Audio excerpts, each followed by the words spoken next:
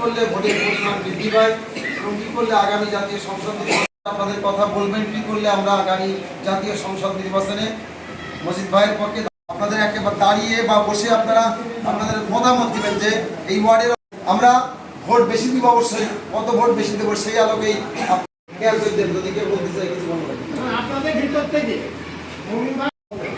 কোন সমস্যা আছে কিনা সেটা বলবেন। মানে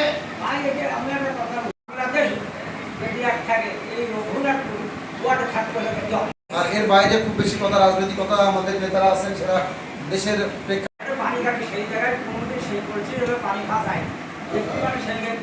জাতীয় সংসদ নির্বাচনকে সামনে রেখে আমরা প্রতিটা ভোট কেন্দ্র ভিত্তিক মিটিং অর্থাৎ প্রতিটা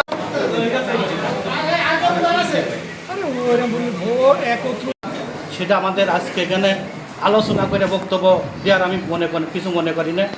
আজকে করেছি এই নয় একটা জিনিস দেখেছি আমি, যত মিটিংই যেখানে হোক এই রঘুনাথপুর ওয়ার্ডে যত লোক নিয়ে মিটিং করেছি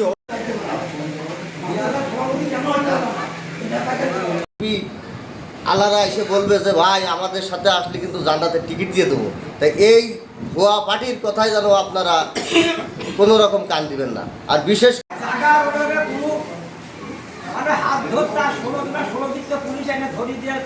অভাব আমাদের যে সেদিনকার যে মিছিলটা হয়েছে এই মিছিলটা শুধু আমাদের ইউনিয়ন নেতৃবৃন্দের গাফিলতির কারণে, তাদের ব্যর্থতার কারণে আমাদের মিছিলটা হয়নি।